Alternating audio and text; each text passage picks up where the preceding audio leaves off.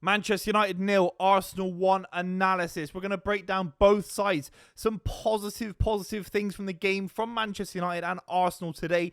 Arsenal ultimately getting 3 points, keeping a clean sheet as well. Manchester United, though, still some positive observations from the game. Slightly disappointing if you're Ruben Amorim, of course.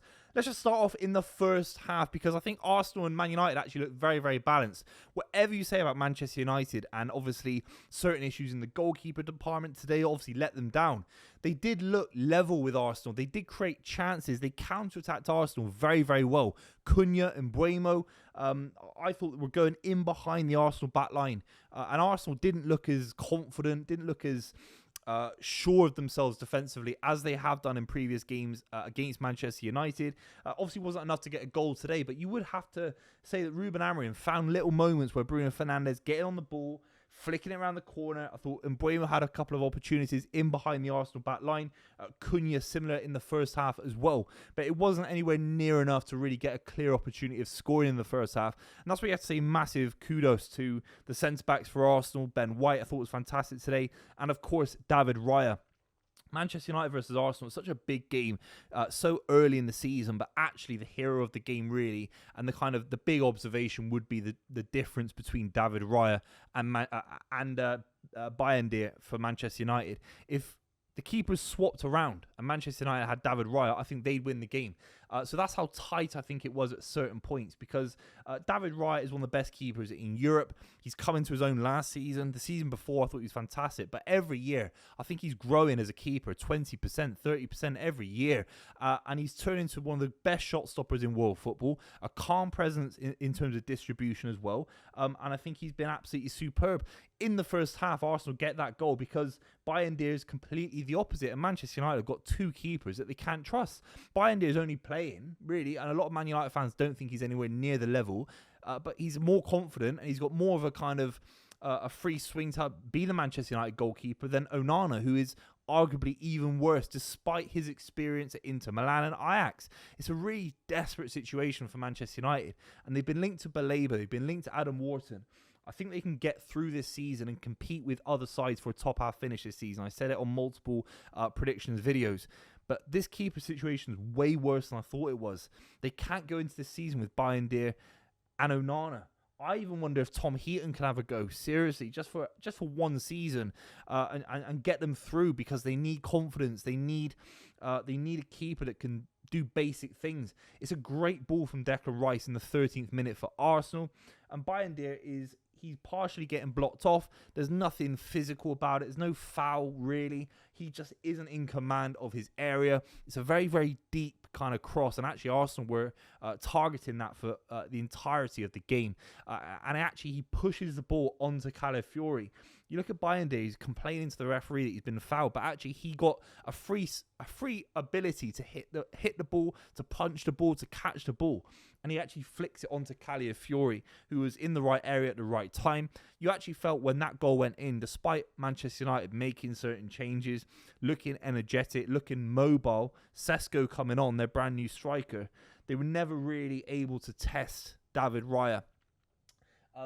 Cunha in the first half did do that. He went on a brilliant run and he wasn't able to get the kind of shot power off because I think he'd sprinted about 50 yards and David Raya mopped up. Same with Mbuemo actually, but Mbuemo and Cunha had similar chances in the first half, almost in a kind of one-on-one situation with David Raya, a little bit less than that, but I thought David Raya position, he was always in the right area to mop up any chances Man United had in the first half.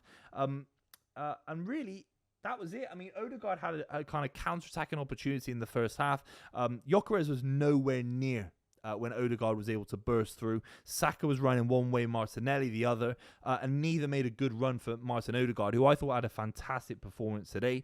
He's still looking for that runner, isn't he? He's still looking for that kind of David Silva-Aguero relationship, the Henry to the Bergkamp relationship. It's not quite there yet. And I'd argue Gyökeres was running the channels well. I thought he was mobile enough in certain departments today. But actually, when Arsenal had a couple of moments in the middle of the park where there was a lot of space against Manchester United, Gyökeres not quite in the right position to either come short and link up play, or at least test the centre-backs and be in the middle of the pitch running through on goal, where there was a lot of space in behind for Gyökeres. He wasn't quite sure of how to test the Manchester United back line with runs.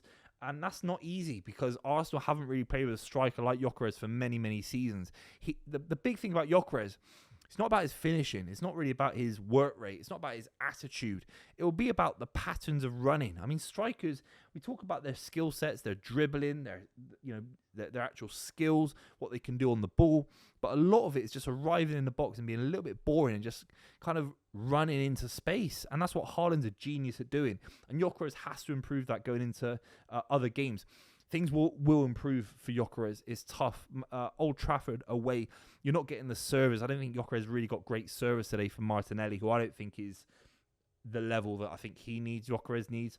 Saka today put some decent balls in, but nothing really connecting. It's an early performance from Gyökeres. It wasn't great. No shots on target, no assists, no goals, no big chances created, but Saka didn't really have those kind of moments, nor did Martinelli either. And actually, Saka blazed one over in the second half. So we have to be a little bit fair about Gyökeres, I think. You'd argue. There is one small criticism, maybe his mobility as well. I think he might need to shave a little bit of weight off. And it's ironic me saying that. I'm just a football fan. And I think I look at Gyökeres, I think he needs to be a touch lighter just to move around the pitch with a little bit more fluidity. There's a player there, 100%. David Raya, though, was really the main man today. Pulled off some great saves, particularly in the second half as well. Again, you build your Premier League title campaigns on a goalkeeper. City couldn't do it without Ederson coming in the second season. Guardiola was there. It goes on and on and on. Maybe even the likes of Peter Cech coming in with Kudicini at Chelsea all those years ago. You need that step up. Man United needed Van der Sar to come from Fulham. And Man United aren't going to do anything with this back line. I think they may struggle for a top half finish if they don't address the goalkeeper situation, or Bayindir or Onana get a kind of starting position, they build confidence and they improve as a goalkeeper. Let's just talk about Manchester United. They're at home. They've lost 1-0. It feels like the form is continuing. But there were some positive signs. I thought Bruno Fernandes looked really, really strong. I thought Cunha was the better of the two sort of main men that started today. Sesko didn't start the game. I thought Cunha was running things. He looked aggressive. He looks like a Manchester United player, but he's feeding off scraps. There aren't great runs around him. Dorgu on the left hand side for him looked good. A lack of control in midfield, I'd say, for Manchester United. Casemiro looks a mile off of it again. Didn't really make any mistakes, but Manchester United not really keeping the ball well enough, not really managing a home game against Arsenal well enough. Zubimendi, it wasn't the best debut either, but little moments of just soft touches into feet, just keeping the ball nice and easy. Manchester United felt everything had to be a breakaway moment. Everything had to be exciting. Everything had to be players carrying the ball at full pace. Sometimes you just need, especially it's still summer, just keep it simple. And the Manchester United midfield for me was too excited at points. And there were certainly too many gaps in behind Casemiro and Bruno Fernandes. That can't be a midfield that you move into the rest of the season with. So something has to be done there as well. But I thought Dorgu was really, really strong. I thought De Ligt actually looked really good defensively as well in the second half. I mean, you got to say, all of the players that were playing, Lenny Yoro, Luke Shaw, I thought was good for a big start for him. It's a rare start. He rarely starts the season when you think about it because of his injuries. They look strong. They look competitive. They look decent. It's not really their fault that Bayindir made the mistake that they did. They didn't really concede from open play. So that's another positive from Manchester United's perspective. Again, going back to Dorgu, I thought he offered them an outlet, hit the post as well. He looked energetic. Man United need a lot more, particularly if Sesko starts the next game. There's going to be a lot of pressure on the Fulham result, who are going to be determined. They're going to be fighting for everything. And it's a great opportunity for Sesko to start that game and kind of bully the Fulham back line. Arsenal, I mean, again, I've talked about the back line for Arsenal in many, many videos across the years, but Gabriel, Saliba, Rolls-Royce centre-backs, they were outstanding. Jurrien Timber, I like a lot as well. I thought he was really good when he came on. Zubimendi, that's an underrated sign that we're not really going to talk about in the same way that coverage will be about Gyökeres, about Sesko, Cunha, and Bueno, etc. But Zubimendi was really good today, linking up play fantastically well. Couple of moments where he kind of He gave away a couple of fouls. I think that's him adjusting to life in the Premier League, where the referees are going to be up and down, and you're not going to get the soft decisions necessarily that you do in Spanish football. I think Zubimendi will be a top signing for Arsenal as well. Leave your comments down below. Thoughts about Manchester United 0, Arsenal 1.